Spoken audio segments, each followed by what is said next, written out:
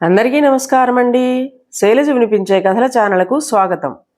ఈరోజు మనం ఎద్దనపూడి సులోచనారాణి గారు రచించిన ప్రేమ అనే నవల ధారావాహిక నుండి 11వ భాగాన్ని వినేద్దాం. సంహిత వసతి కాని అవుట్ హౌస్లో కంటే ఇక్కడే ఉండటం నయం అని చలంకి అనిపిస్తోంది. అందుకే గట్టిగా నచ్చ చెప్పసాగాడు. సంహిత తప్పనిసరిగా అయిష్టంగా ఉండిపోవలసి వచ్చింది. సంహిత 2 రోజులు ముళ్ల మీద ఉన్నట్టు గడిపి ఈరోజు అభిషేక్ హాస్పిటల్కి వెళ్ళిపోగానే తను అవుట్ హౌస్కి వచ్చేసింది. సంహిత వచ్చేసరికి నీరజ్ ఇంట్లోనే ఉన్నాడు. సంహితను చూడగానే ముభావంగా హలో అనేసి వెళ్ళిపోయాడు. అరుణ్ ఒంట్లో బాగుందా అని అడిగాడు. చలం సంహిత దగ్గరకొచ్చి అనునయంగా 2 రోజుల నుంచి క్యాంటీన్ మూతపడింది. వర్కర్స్కి ఇబ్బంది అవుతోంది. నేను ఉమా వెళ్ళిరామా అని అడిగాడు. సంహిత వెళ్ళమంది. వాళ్ళు వెళ్ళిన కొద్దిసేపటికి యోగిత పెట్టిన భోజనం తిని మందు వేసేసుకుని పడుకుంది. నేనిప్పుడే గుడిదాకా వెళ్ళి వస్తాను అని యోగిత వెళ్ళింది. సంహిత మౌనంగా పరుపు మీద పడుకొని ఆ రోజు ఆనందమూర్తి ఇంట్లో సంఘటన, తర్వాత ఇంటికి రాగానే ఈ దొంగతో పోట్లాట గుర్తుకు తెచ్చుకోసాగింది. అవి ఆలోచించిన కొద్దీ మనసు వికలమవుతోంది. రాఘవేంద్రరావు గారు హాస్పిటల్ నుంచి రాకముందే ఈ ఇల్లు ఖాళీ చేసేయాలి. దొంగతో పోట్లాడి తన ప్రాణం కాదు, తన ప్రాణం కంటే ఎక్కువైన పరువు దక్కించుకుంది. వాడు అవన్నీ ఎత్తుకుపోయినట్లయితే ఆ దొంగతనం తమ మీద పడేది. మేం చేయలేదన్నా ఎవరు నమ్మేవారు కాదు. భగవంతుడు ఒక పెద్ద ఆపద నుంచి, అపవాదుల నుంచి తనని రక్షించాడు. తనలాంటి నిస్సహాయులకి అప్పుడప్పుడు భగవంతుడు నేను మీకు పెద్ద దిక్కుగా ఉన్నాను అని ఇలా నిరూపిస్తూ ఉంటాడేమో. ఆనందమూర్తి విషయం వద్దన్నా మళ్ళీ మళ్ళీ గుర్తుకు వస్తోంది. ఆ జ్ఞాపకం విషయం మనసంతా చేదెక్కిస్తోంది. తను పిహెచ్డి సక్రమంగా పూర్తవుతుందా అని సందేహం కలగసాగింది. మనసంతా దిగులు దిగులుగా అనిపిస్తోంది. సంహిత గట్టిగా ఊపిరి తీసుకుని గాఢంగా నిట్టూర్చింది.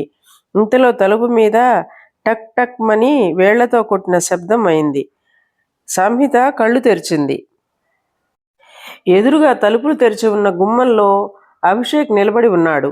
అతన్ని చూడగానే సంహిత ఉలికిపాటుగా లేచి కూర్చుంది. అతను లోపలికి వచ్చాడు. అతని ముఖంలో చిరు ఆగ్రహం కనిపిస్తోంది. ఇదేంటి ఇలా వచ్చేశారు అని అడిగాడు. సంహిత జవాబు చెప్పలేదు. మీరు కాస్త ధైర్యం గల అమ్మాయి అని తాతయ్య నాకు ఉత్తరాల్లో రాశారు. కానీ ఇంత మొండితనం ఉన్న అమ్మాయిని ఒక్కసారి కూడా రాయలేదు అన్నాడు.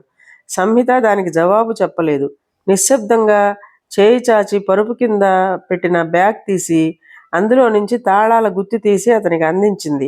అభిషేక్ అందుకుంటూ తాతయ్యని రేపు సాయంత్రం డిశ్చార్జ్ చేస్తున్నారు, ఇంటికి వచ్చేస్తున్నారు అన్నాడు సంతోషంగా. బ్యాగ్లో నుంచి మరో తాళం చెవుల గుత్తి తీస్తున్న సంహిత ఈ మాటలు విని ఎలాంటి వ్యాఖ్యానము చేయలేదు. రెండో తాళం చెవుల గుత్తి అతనికి అందించింది. అతను ప్రశ్నార్థకంగా దాన్ని సంహితను చూశాడు. రేపు ఉదయమే మేము ఇల్లు ఖాళీ చేసేస్తున్నాం. ఈ అవుట్ హౌస్ తాళం చెవులు ఇవి. మేం అద్దె పే చేయనవసరం లేదు. మా అడ్వాన్సు రాఘవేంద్రరావు గారి దగ్గర ఉంది అనేసింది. అభిషేక్ ఆమె మాటలు అర్థం కానట్టుగా చకితుడైనట్టుగా చూస్తున్నాడు. వాట్ ఈస్ దిస్ అన్నాడు. మేము ఇల్లు ఖాళీ చేస్తున్నాం. రేపు మీరు బిజీగా ఉంటారు. తాళం చెవులు ఇప్పుడే హ్యాండ్ ఓవర్ చేసేస్తున్నాను అంది. ఆమె మాటలు సూటిగా ఉన్నాయి. అభిషేక్ క్షణం సేపు సంహితను నిశితంగా చూశాడు. తర్వాత సంహితకి ఎదురుగుండా ఉన్న కిటికీ అంచున ఆనుకుని కూర్చున్నాడు. అతని ముఖం సీరియస్గా ఉంది. ఇంత హఠాత్తుగా ఇల్లు ఎందుకు ఖాళీ చేయాలనుకుంటున్నారు అని అడిగాడు.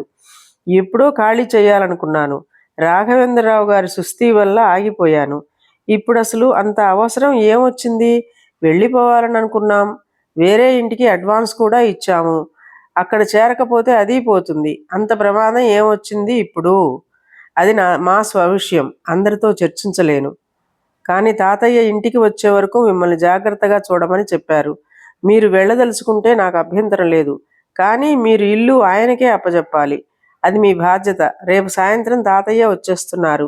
రేపు ఉదయం మీరు వెళతామంటున్నారు. మీరు ఇల్లు ఖాళీ చేస్తున్నట్టు లేదు, పారిపోతున్నట్టుగా ఉంది. ఏమైంది అసలు? నేను తెలుసుకోవచ్చునా? సంహిత తలదించుకుని మౌనంగా ఉండిపోయింది. విషయం ఏదైనా ఉంటే చెప్పండి. మీరు చాలా ధైర్యం గల అమ్మాయి అని సంహిత చివ్వున తలెత్తుతూ నేనెప్పుడు ఎవ్వరితో ఆ మాట చెప్పలేదు అంది. మీరు చెప్పనవసరం లేదు. మొన్న రాత్రి ఆ దొంగతో పోరాడి మీ ధైర్యం ఏమిటో రుజువు చేశారు. నాకు ధైర్యం లేదు లేదు లేదు. నేను చాలా పిరికిదాన్ని, చాలా మామూలు ఆడపిల్లని. ఏదైనా ప్రమాదం వస్తే ఆ భయంతో తెగించి పోరాడుతాను. ఆ తెగింపు పిల్లిని గదిలో పెట్టి కొడితే ఎదురు తిరిగే తెగింపుతో వచ్చిన ధైర్యం. ఆ రోజు ఆ దొంగతనం ఆపకపోతే మీ సామాను పోయేది. మీ సామాను పోతే మా పరువు పోతుంది. మేమే ఆ దొంగతనం చేశామని అందరూ అనేవాళ్ళు. ఆ అపవాదు మా పాలిట శాపమై మాకు ఎక్కడా నీడ దొరకనీయకుండా చేస్తుంది. మాలాంటి అతి మామూలు మనుషులకి క్యారెక్టర్ ఒక్కటే పెట్టని కోట. ఈ కోట పడిపోతే మాకు దిక్కుండదు. అందుకని మాలాంటి వాళ్ళు ప్రాణాలకు తెగించి అయినా పరువు కాపాడుకుంటారు. సంహిత మొహం ఆవేశంతో, రోషంతో, స్వాభిమానంతో ఎర్రగా కందిపోయింది. అభిషేక్ ఆమె మాటల్ని శ్రద్ధగా వింటూ నిశితంగా ఆమె ముఖం పరిశీలిస్తున్నాడు. సంహిత తాను ఎక్కువ మాట్లాడేసినట్లు గమనించుకొని పెదవి బిగబట్టి ఆవేశం నిగ్రహించుకుంది. ఒక్క క్షణం ఇద్దరి మధ్య నిశ్శబ్దం ఏర్పడింది. అభిషేక్ తగ్గు స్వరంలో, మా ఇంట్లో దొంగతనం జరిగితే మీ మీదకెందుకు వస్తుంది అన్నాడు తాళం చెవులు అతని వైపు నేల మీద పెట్టి. సంహిత, అది మా కర్మ అంది. అభిషేక్ మౌనంగా ఉండిపోయాడు. సంహిత బ్యాగ్ జిప్ మూస్తూ, మీరు తాళం చెవులు తీసుకుని మేము చెప్పకుండా వెళ్ళిపోయాము అనే అపవాదు రాకుండా చేస్తే మీకు మేము చాలా కృతజ్ఞులం అంది. అభిషేక్ జవాబు చెప్పలేదు. సంహిత తన కర్తవ్యం ముగిస్తున్నట్లు నిర్లిప్తంగా ఉండిపోయింది. ఆమె ముఖంలో చాలా రిలీఫ్ కనిపిస్తోంది. అభిషేక్ ఒక్క నిమిషం ఆలోచనగా కూర్చుండిపోయాడు. తర్వాత సంహిత మనసులో ఉన్న భావం ఏమిటో తెలుసుకోవాలన్నట్లు సూటిగా, నిశితంగా ఆమె ముఖం పరిశీలనగా చూశాడు. ఆమె ఆంతర్యం అతనికి అంతు చిక్కలేదు. అతను కిటికీ అంచు నుంచి లేచాడు. ఓకే, మనం ఈ సంగతి చలం వచ్చిన తర్వాత డిసైడ్ చేద్దాం. మీరు అసలు మా ఇంట్లో ఉండి విశ్రాంతి తీసుకోలేదని ఫీల్ అవుతుంటే మీరు ఏకంగా ఇల్లే ఖాళీ చేసి వెళ్ళిపోతామని అంటున్నారు. అసలేం జరిగిందో నాకు తెలియదు. నేనేం చెప్పలేను. మీరు రెస్ట్ తీసుకోండి అనేసి వెళ్ళిపోయాడు. సంహిత ఇచ్చిన తాళం చెవులు అక్కడే ఉండిపోయాయి. రాత్రి 7 గంటలవుతోంది. సంహిత పరుపు మీద వెనక్కి ఆనుకుని కూర్చుని పుస్తకం చదువుకుంటోంది. ముఖం జ్వరం తీవ్రతతో ఇంకా భారంగా ఉంది. వంట ఇంట్లో ఉమ కూర తిరగమూత వేస్తున్న ధ్వని వినవస్తోంది. యోగిత బట్టలు మడత పెడుతోంది. నీరజ్ షర్టు విప్పి బనియంతో ఉండి కిటికీలో కూర్చొని పేపర్తో విసురుకుంటున్నాడు. అరుణ్ బట్టలు ఇస్త్రీ చేసుకుంటున్నాడు. చలం అప్పుడే కూరల బుట్ట తీసుకుని ఇంటికి వచ్చాడు. వస్తూనే సరాసరి సంహిత కూర్చున్న చోటికి వచ్చాడు. ఎలా ఉంది ఈ పూట అంటూ మొహం చూసి, ఏంటి మళ్ళీ జ్వరం వచ్చిందా? సంహిత నుదుటి మీద చేయి వేసి చూస్తూ అన్నాడు. అబ్బా, జ్వరం ఉంది అంటూ కూరల బుట్ట కింద పెట్టేసి వెళ్ళి థర్మామీటర్ తీసుకువచ్చాడు. నాకేం జ్వరం లేదు అంది సంహిత. అది చెప్పాల్సింది నువ్వు కాదు, థర్మామీటర్ అన్నాడు థర్మామీటర్ ఇస్తూ. సంహితకు జ్వరం అనగానే కిటికీలో కూర్చున్న నీరజ్, ఇస్త్రీ చేస్తున్న అరుణ్ ఆదుర్దాగా సంహిత వైపు చూశారు.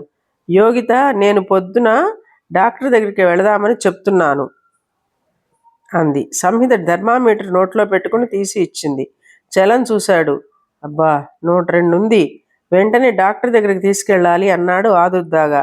నీరజ్ కిటికీలో నుంచి చెటుక్కుని దిగి గభాలను వెళ్ళి షర్టు వేసుకుంటూ, నేను తీసుకువెళతాను గట్టిగా అన్నాడు. అరుణ్ ఇస్త్రీ పెట్టి ఆఫ్ చేసి వచ్చేశాడు. నేను వస్తున్నాను అన్నాడు. ఇంతలో బయట అలికిడి వినిపించింది. అందరూ తిరిగి చూశారు. అభిషేక్ లోపలికి వచ్చాడు. సరాసరి సంహిత దగ్గరికి వచ్చి తాళం చెవులు ఇస్తూ, రాత్రికి నేను రాను. ఉదయం ఎవరైనా తలుపులు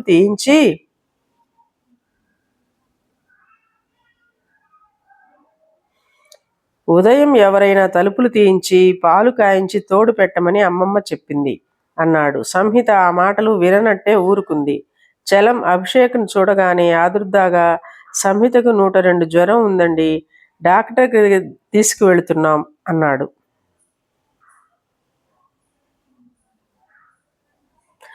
ఉదయం ఎవరైనా తలుపులు తీయించి పాలు కాయించి తోడు పెట్టమని అమ్మమ్మ చెప్పింది అన్నాడు.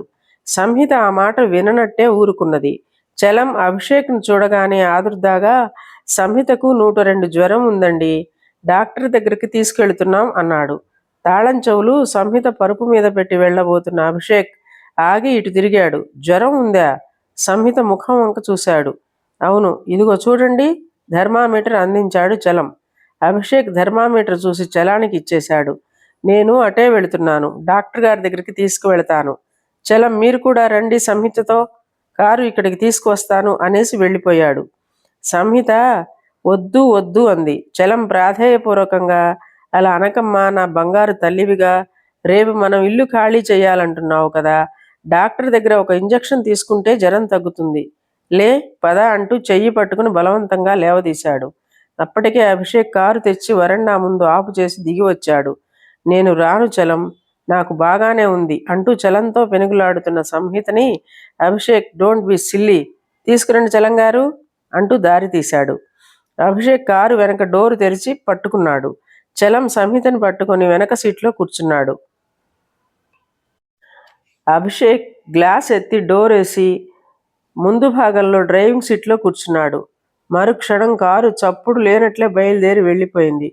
చూసారా చూసారా, ఈ అభిషేక్ శృతి మించి ప్రవర్తిస్తున్నాడు, మనల్ని ఫూల్స్ని చేసేస్తున్నాడు. వరండాలోకి వచ్చిన అరుణ్ నీరజతో మొత్తుకున్నట్టుగా అన్నాడు. నీరజ్ కోపంగా, సంహిత రానంటుంటే ఈయన బలవంతం ఏమిటి మధ్యలో అన్నాడు ఆగ్రహంగా. అరుణ్ వెంటనే, మనం అతని కంటికి మనుషుల్లా కనిపించడం లేదేమో, డాక్టర్కు కూడా చూపించలేని చవటలం అనుకుంటున్నాడు కాబోలు. అసలు తప్పంతా చలానిది. సంహిత రానంటే బలవంతంగా తీసుకెళ్లారు అంటూ పళ్ళు కొరికాడు. అతనేం చేశాడు మధ్యలో అంది ఉమ. నువ్వు నోరు మూసుకో అంది యోగిత. వాళ్ళిద్దరూ లోపలికి వెళ్ళారు.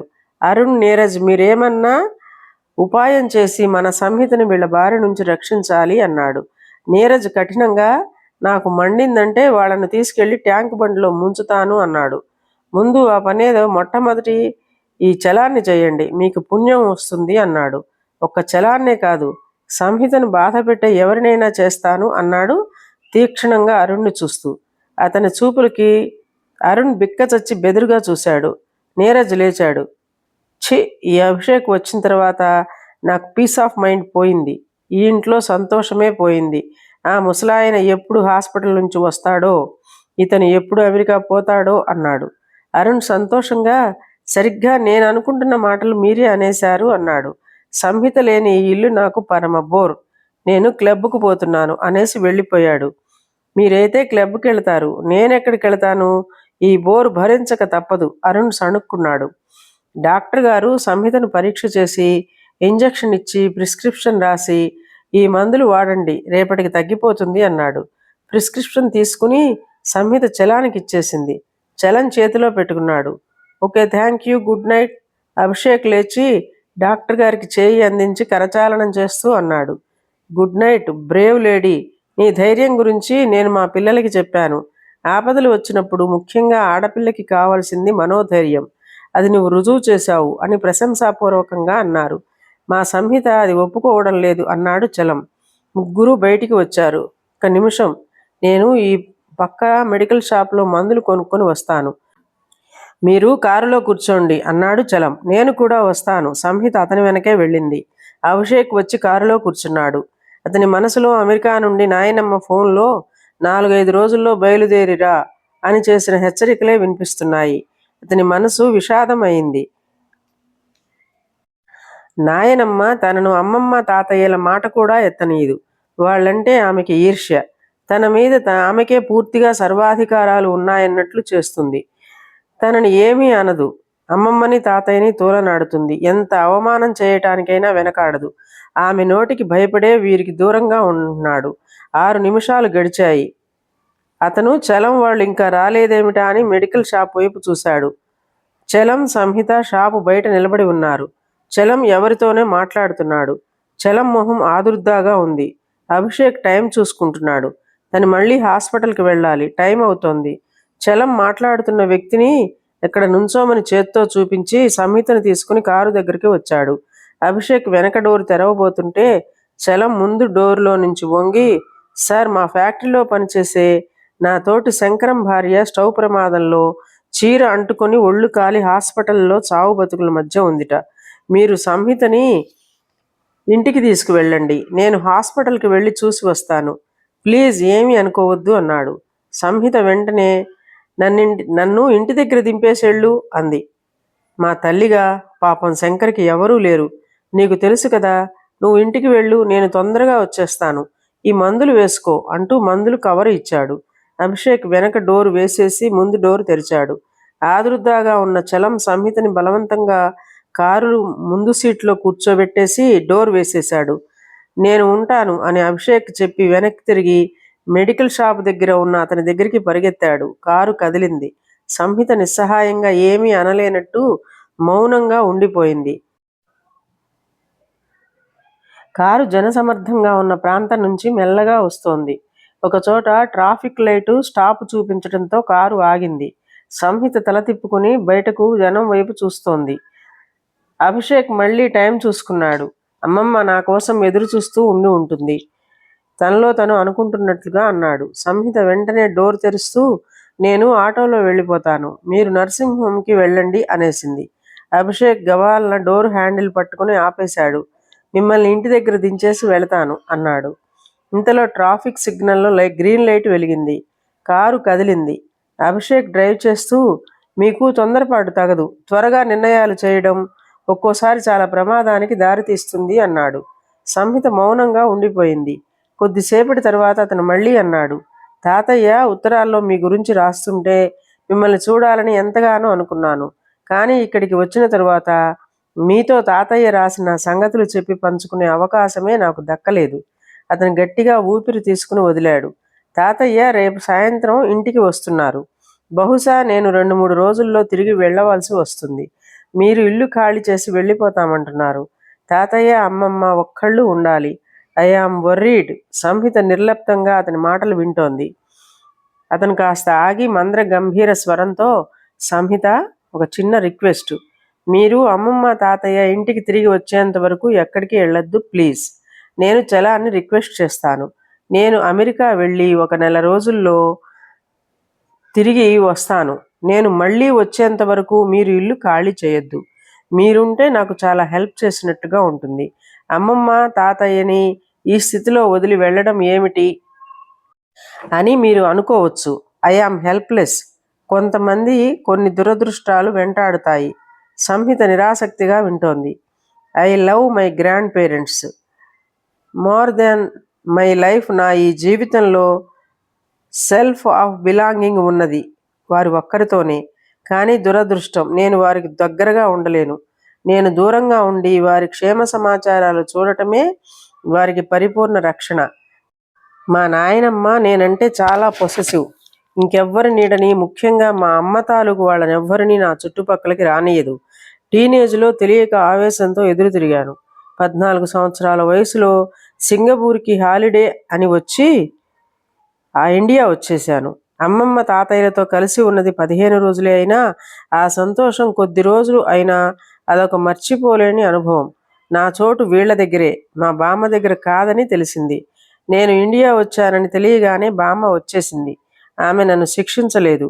అవమానపూరితమైన మాటలతో తాతయ్యని అమ్మమ్మని అవమానించి విషం గుమ్మరించింది. అందరికీ వీళ్ళు నా పేరున ఉన్న డబ్బు కోసం నాకు ఎరవేస్తున్నారని యాగీ చేసింది. నేను అప్పుడే అనుకున్నాను, నేను వారిని అవమానాల నుంచి రక్షించాలంటే వీరికి దూరంగా బామ్మకి దగ్గరగానే ఉండాలి. అది నాకు బాధ అనిపించినా అది ఒక్కటే మార్గం. సంహిత తనకి తెలియకుండానే శ్రద్ధతో ఏకాగ్రతతో వినసాగింది. అతను చెబుతున్న విషయాలు విచిత్రంగా అనిపిస్తున్నాయి. అమ్మమ్మ తాతయ్యకి ఫోను ఉత్తరాల ద్వారా వారధి నిర్మించుకొని దూరం కత్తిరించేశాను. వారి కోసం నాకు తెలిసిన కుటుంబాలు ఉంటారు. అవుట్ హౌస్ ఊరికే ఇచ్చాం. కానీ అందరూ వారిని వేధించి పీడించి బాధ పెట్టారే తప్ప వారికి నిజమైన తోడుగా ఉండలేదు.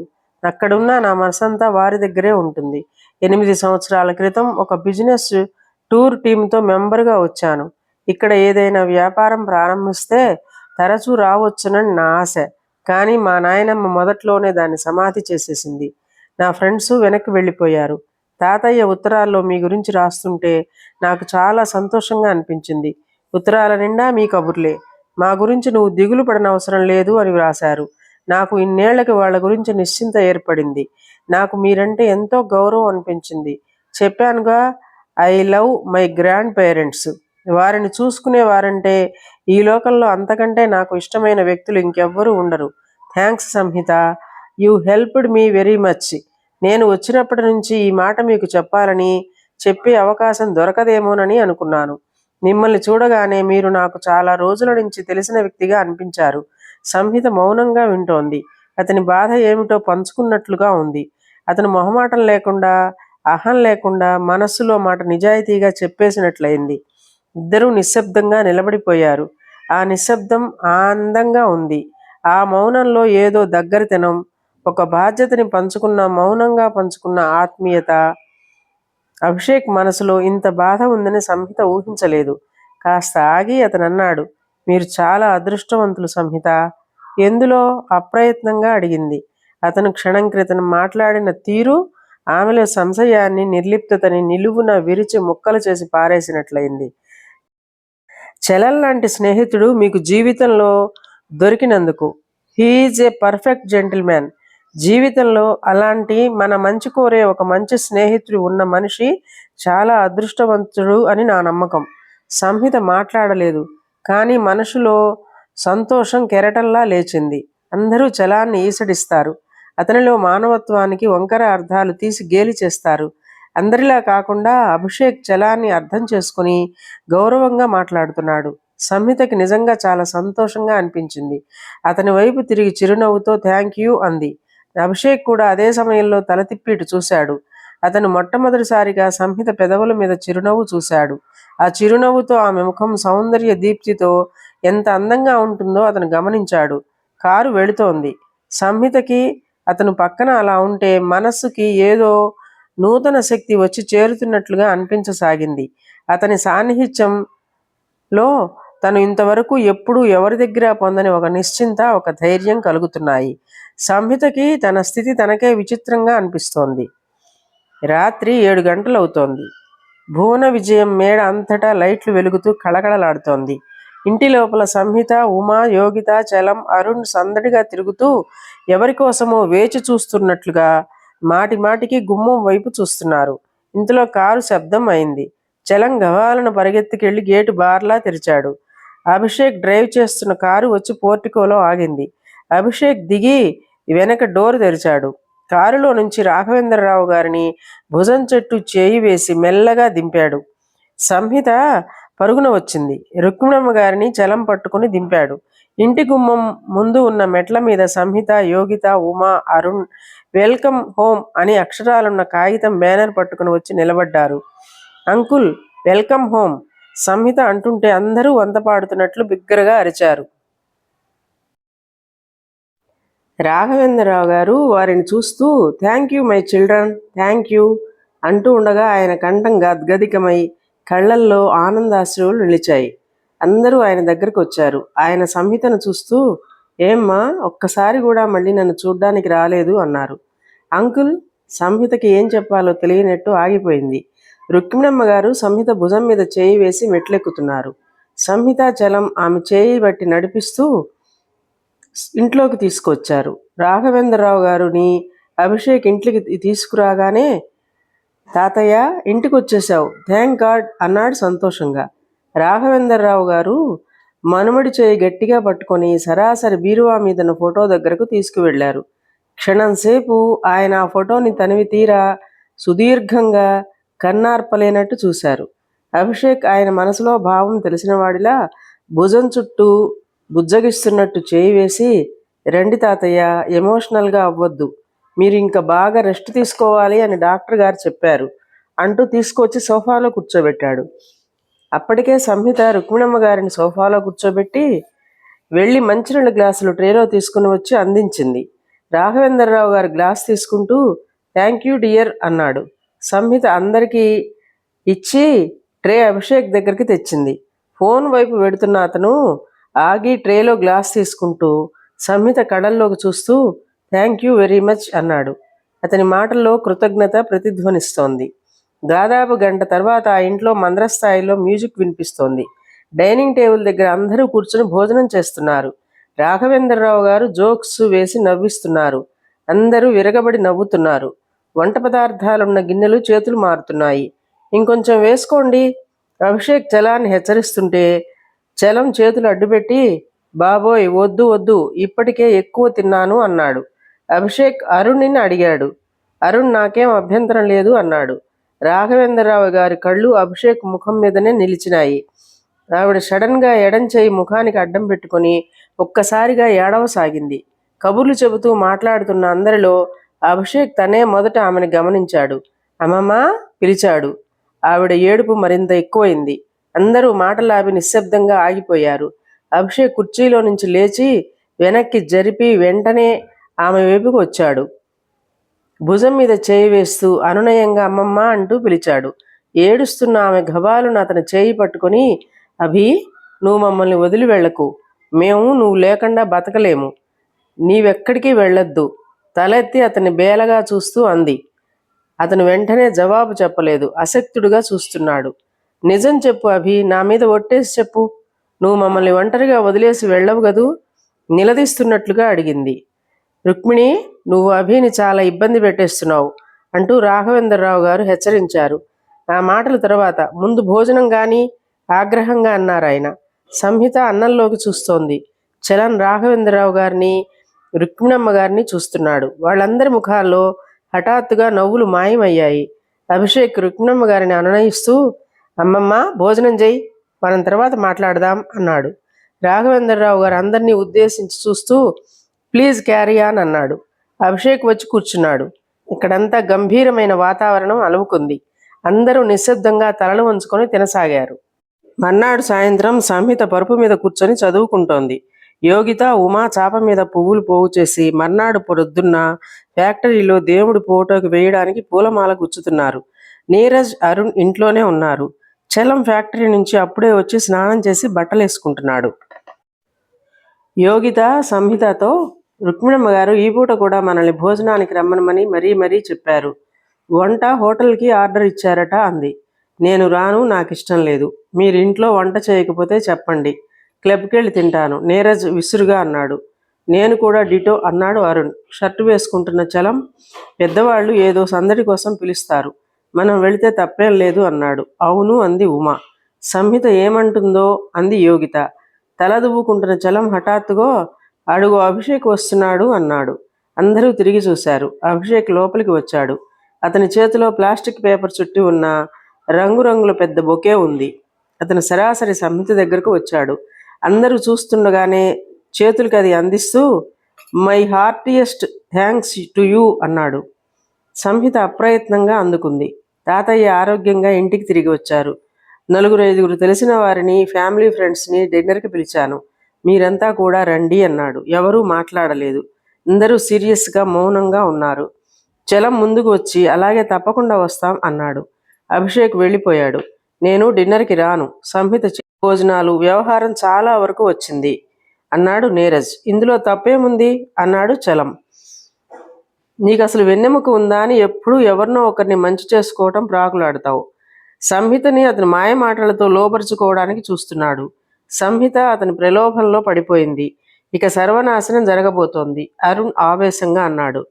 Stop it. సంహిత వారి మాటలు వినలేనట్టు చెవులు మూసుకుంటూ బిగ్గరగా అరిచింది. ఏంటి మీరనేది? నాకు ప్రలోభమా అంది. కాదా? నిన్న ఇల్లు ఖాళీ చేసి వెళ్ళిపోదామని చెప్పిన దానివి. అతనేదో చెప్పగానే ఆ ప్రయత్నం మానుకున్నావు. వారింట్లోనే వంటలు, మన భోజనాలు. ఆయన గారు అసలు ఇప్పుడు ఆ బొకే తీసుకురావాల్సిన అవసరం ఏముంది?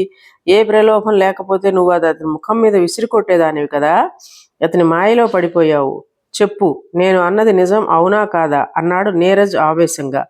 నీరజ్ ఆవేశంతో గట్టిగా అన్న ఈ మాటలకి అందరూ మూగబోయినట్లు నిలబడ్డారు. సంహిత 2 అడుగులు వేసి నీరజ్కి అభిముఖంగా వచ్చి చూపుడు వేలు చూపిస్తూ, నీరజ్, హద్దు మీరు మాట్లాడకు అంది. నీరజ్ అన్న దాంట్లో తప్పే ఉంది.